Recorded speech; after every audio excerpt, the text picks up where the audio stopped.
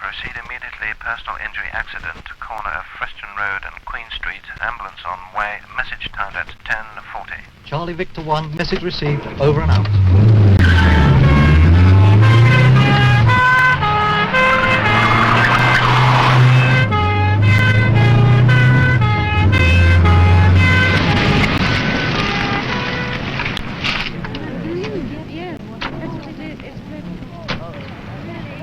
Morning, sir. Morning.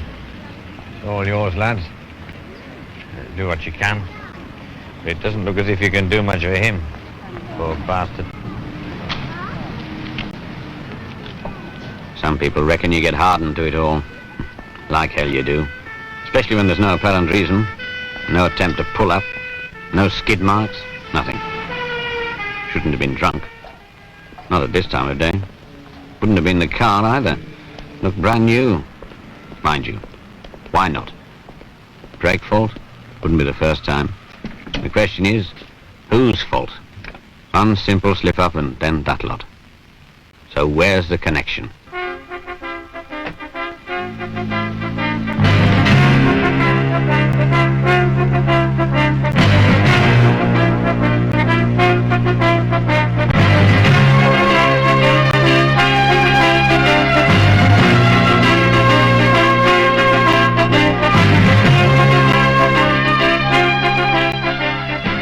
Whose fault? It's truth. I'm glad I don't have to get to the bottom of that one. There must be a reason. In my book, there's got to be a reason for everything. But where do you start? I suppose if you look at it cold, a new car is just a bit of machinery with a particular specification. Not that this chappie will look at it that way, when he's busy choosing which model to buy. Take this one. A 1500cc four-door family saloon. Simple enough specification. Maybe just what he wants. The thing is, there are 3,500 parts to that car, and they've all got a specification as well. How about this for size? Comfortable enough, and plenty of leg room. If only the seat would lock. I suppose it's only when things like that don't come up to specification that they ever get noticed at all. But as far as he's concerned, it's just a fault. Pity about that. He quite liked it, really, but, well, the quality wasn't up to much. Now, that's more like it. A quality car if ever he saw one. Costs 4 times as much, of course, but what do you expect? In fact, what he'd really be paying for is simply a much more refined specification. Air conditioning, electric windows, and all the rest of it. And that by itself is no guarantee of good quality. Especially when the door won't open. Ask him whose fault? Bloody believe it. And he'll say the factory's. I suppose as far as the customer's concerned, a chap on final inspection like Bob Giles is the last hope between a quality car and trouble. Bit unfair, really. No matter how seriously he takes the job, it's asking a lot for a bloke to go through a car from nose to tail in just a couple of minutes. Complicated things, motor cars, when you think about it. Thousands of bits and pieces made and put together by thousands of different people. To an outsider, it's a bit of a miracle that any of them reach the end of the line at all, let alone in the numbers they do. In theory, they all ought to be perfect. But right from the beginning, little things have been going wrong. Some will be spotted and put right. But others, well, you ask Bob Giles. He does his best, of course, and he can't do more than that. From here, the car's signed over to sales, and then it'll be off to a dealer showroom. If there are any faults, they go off with it. And by then, it's too late. I should think there must be hundreds of blokes at Leyland like Bob Giles, checking this and checking that just to make sure that someone else has done their job right. They may be called quality inspectors, but they spend all their time looking for bad quality. All right, every factory's got to have some kind of control, but even the best system won't be perfect. Faults will still slip through, bound to. What's important is how faults happen, not trying to find them once they have happened. So where do you begin? A motor car may be conceived between product planning, styling and the marketing people. But this is where it's born. At least that's what most of the designers who work in here will tell you. This is where specification begins. Nearly everything that goes into or onto or under a new car starts off in places like this as a pencil line on a bit of paper. And it's all got to be checked before it goes out. That's George's job. Just another kind of inspector, really, making sure all the information's accurate before he signs it off. That drawing was one of Nigel's efforts. He's been working on a brake mod for the last 3 weeks, and it's got to be finished by Thursday. Still, pressure doesn't worry Nigel. He's done it all before on the last brake job anyway, and that worked all right. At least he thinks it did. Looked dead right on paper. Hello, I wonder what the production people will make of that little lot. 6 thou or 16 thou? Well, it still seems clear enough to Nigel, and if they don't know by now, that's their lookout. Of course, he's forgotten that the drawing will have to be copied, and that might make his specification even less readable. As far as he's concerned, that drawing's gospel. The gospel according to St. Nigel. Hello, Rod. Here's that drawing you ordered. Cheers, Roger. I'll check it out and come back to you, okay? Yep.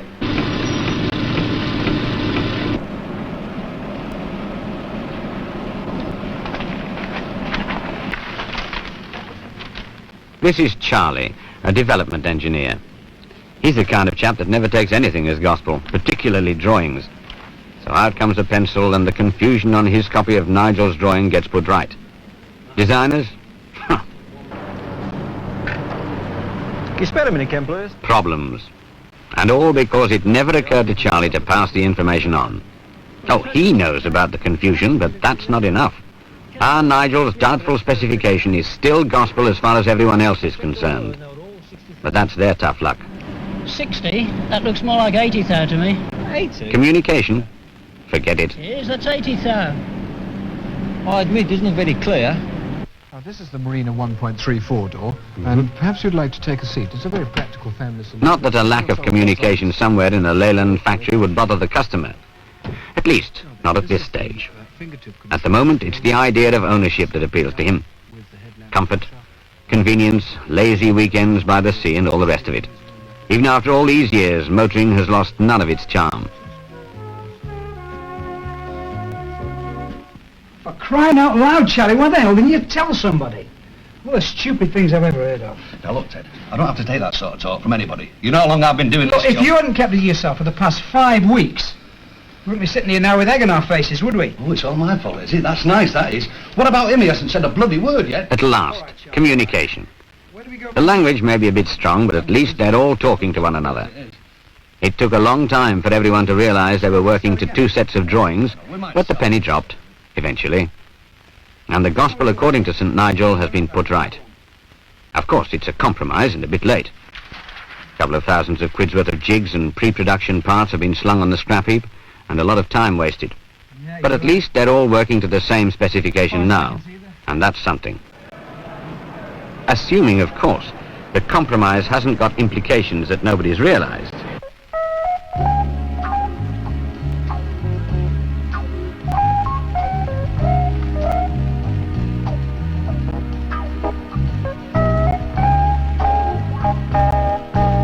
And this is Reg. He's got his own ideas about specifications as Reg.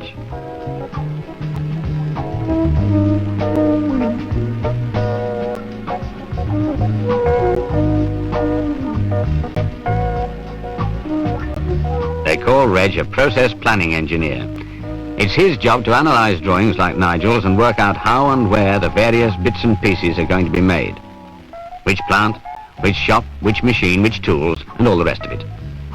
Complicated job, but he's good at it. He'd rather have been a development engineer, but, well, that was until Wendy arrived. She types up the information that Reg gives her onto method sheets for the operators in the machine shop. Wendy's problem is she doesn't know the seriousness of what she's doing. Now, she can type all right, but to her it's just numbers. 0.00 this and 0.00 that. Enough to drive you around the bend. But when you think about it, that method sheet is another specification, and it's either right or wrong. One mistyped number amongst that lot, and it could take days or even weeks to trace. And by then, the damage is done. Not that a mistyped number on a bit of paper somewhere in a Leyland factory would bother the customer. At least, not yet. When a window gets stuck in the pouring rain, it's simply a question of survival. And the charm of owning a new Leyland vehicle begins to suffer. Leyland must have scores of shops like this all over the country. Thousands of different machines, some new, some on their last legs. Thousands of different blokes and all. Men and machines turning out millions of parts every hour of the working day. And every man and every machine working to a particular specification. Take old Harry. Served an apprenticeship and been with the company ever since. Good lad, Harry. Knows what it's about. Thinks about fishing most of the time, true. But even with his clapped-out machine, he can work to tolerances that'd make most operators' eyes cross. Even after all these years, he takes a pride in what he does. And you can tell that by his scrap rate. Then there's Lofty. Nice enough lad, but, well, a different attitude altogether. You don't have to be a mind reader to know what Lofty thinks about most of the time. In fact, the foreman reckons Lofty's output depends almost entirely on the bust measurement of the page 3 pin-up. Not so bad today. Size 38. But the scrap? Well, you can't get it right all the time, can you? Poor old Jim. Just not his day. Hey, Bet! Bet! What's about him? Does that look like a 7 or a 5 to you? I've got a 7 here. Nice fella, Jim. Conscientious, gets the job done. But thanks to Wendy's mistake on the method sheet, he's just realized he's been turning out faulty bits for half the day. And if there's one thing Jim can't stand, it's wasted effort. Yeah, what are you going to do about it? Does this look like a 7 or a 5 to you? Looks like a 9 to me. Bert's none too pleased either. Someone's going to have to decide whether the mistake's critical or not. If it is, that means even more scrap off standard costs, because most of the faulty parts have already been fixed to the rest of the system. Time, money and materials straight down the drain again. Hello, Fred, is that you? You sitting down, me old darling? Because I think you ought to. Not that the scrap rate at a Leyland factory bothers the customer. At least, not when he's busy looking for that confounded squeak. Still, whether he likes it or not, he's paid for his fair share of the waste along with every other customer. After all, somebody's got to pay for it. It's a kind of surcharge to cover foul-ups. Just as well he'll never find out. Then there are the other firms, I suppose. Over 3,000 different outfits who supply all kinds of bits and pieces that Leyland farm out. Take this one. Produce brake components for the whole of the British motor industry. And good at it. They've probably got their fair share of good blokes like Harry and Jim, and their fair share of chaps like Lofty and the problems that go with them. No factory's perfect. Same old story in any plant. Make it, assemble it, check it. It's a pity more suppliers don't control quality as well as this one does. But even so, the occasional fault will still get through. It's the law of averages. Maybe it's something that won't matter, but it could be vital. And once again, it'll be too late. Not that the customer will ever accuse the supplier of a faulty component. It's a Leyland car, so Leyland get the blame.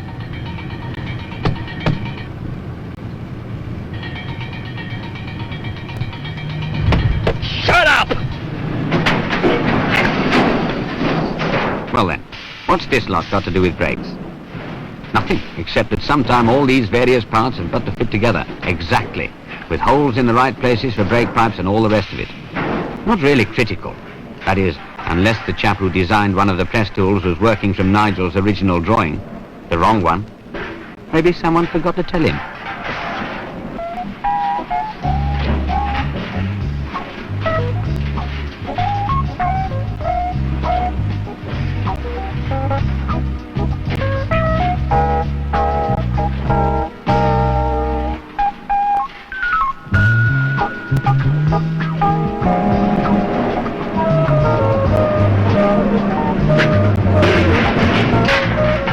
Missed that one, didn't you, son?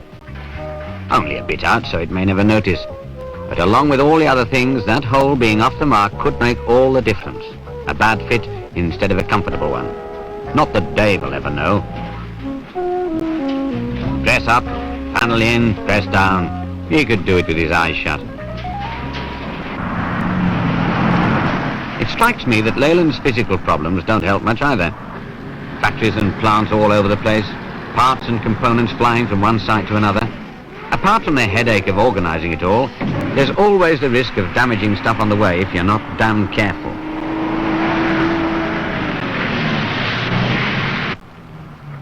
Mind you, no one could accuse Ted of not being careful. Learned to drive in the army, did Ted, and proud of it. Checks the trailer carefully, checks the load carefully, protects it from the weather carefully, and drives carefully. Nothing's going to get damaged if Ted has his way. Not like some people he knows. Just look at it. 6,000 quid worth of engines on board and you'd think he was working for the Pony Express. Just makes you want to weep.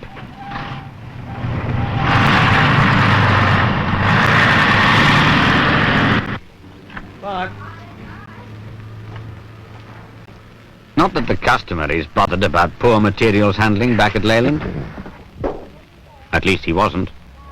But he is now. Bloody rust.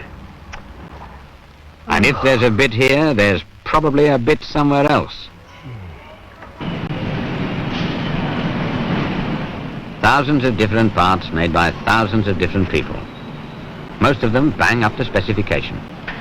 Perfect. And others? Well, not so perfect, or maybe damaged in transit. A bit difficult to tell which is which by now, I should imagine. Mind you, that's nothing to do with this chap. Busts his gut to keep the track supplied. Busts a few other things as well. A car every 2 minutes. I suppose this is what most people think making cars is all about. Every fault begins and ends on the assembly line as far as they're concerned. If only they knew. These blokes can only fit the parts they're given to fit. If the part's right, okay. If it's not, how can they tell? It's too late to start checking now, even if they had the time.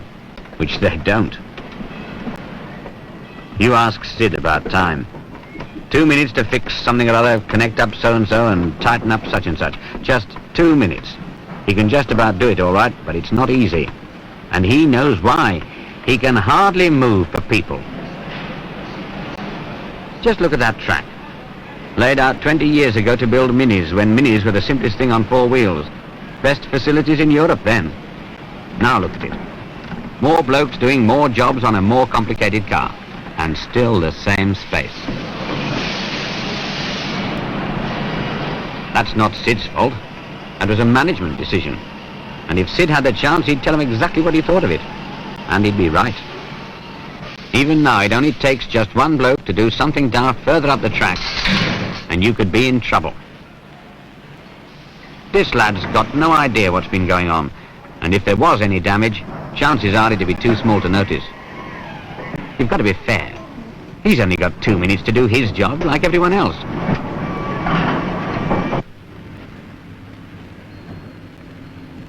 Not that the customer is particularly interested in anyone else's problems. He's got his own. 11 faults in 1,000 miles, and those are just the ones he's found so far. Right, okay then, so we'll... Not surprisingly, what he thinks of Leyland Cars at the moment would make your hair stand on end. Mr. Gibbs?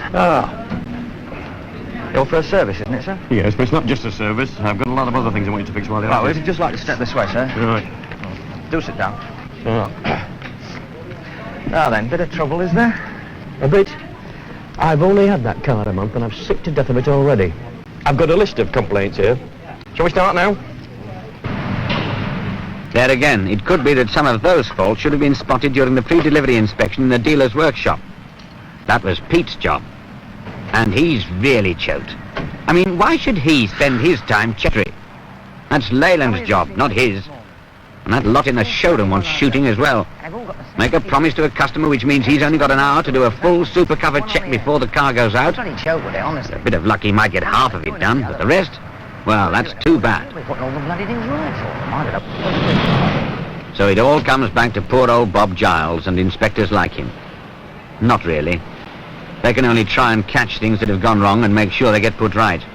But that's not going to affect the quality of the car much, because by then the standard's been set. I suppose there's something wrong with all this lot as well, is there? Looks like a right hospital. Look, we'll start at the boot here. And so the pleasure of owning a new car has finally disappeared. Oh, it'll be put right, of course it will. The warranty will cover that. But Leyland will have to pay the bill, and the customer will never have quite the same amount of confidence in the company's vehicles as he once had. You wouldn't believe the fun I had with this. He bought more than just a new car. You realise that within the week He bought problems and inconvenience at the same time. And that's not much of a bargain when you think about it. I just can't begin to tell you what went wrong. Next time he might buy one of those foreign jobs he's heard so much about. I've had this car for 1 month. Now you just take a look down there. 1 month old. Do you call that right? Eh? You try closing this door. You'll be lucky if you do it first time, I can tell you. I think we'll need about 3 days to sort this lot out, sir. 3 days? Oh, God help us. We want the job doing properly, don't we? Yes, but it's a bloody pity someone didn't think of that in the first place. Oh. A quality car is any vehicle that comes up to the exact specification the customer is paying for. It's easy to say, but a lot harder to make. Even with the best plant and machinery in the world, you can still have quality problems. Ask the customer about that. I suppose what it boils down to is people. They're the quality connection.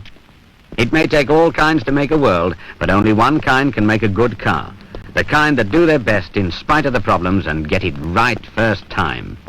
The result is either good quality or bad quality, because there's nothing in between. Faults will always happen, of course they will, but the fewer the better. Sometimes they can be pinned down to particular people. Other times it could have been anyone.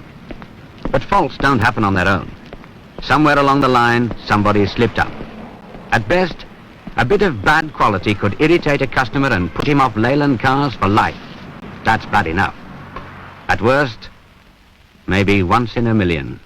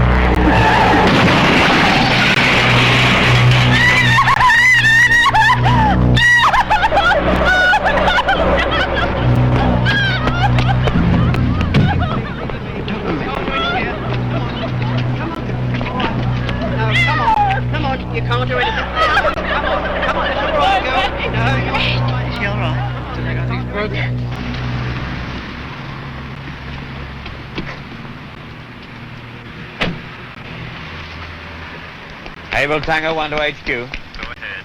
Reporting serious accident, corner of Preston Road and Queen Street. Corner of Preston Road and Queen Street. Ambulance on way. Message timed at 10:40. Charlie Victor 1, message received, over and out.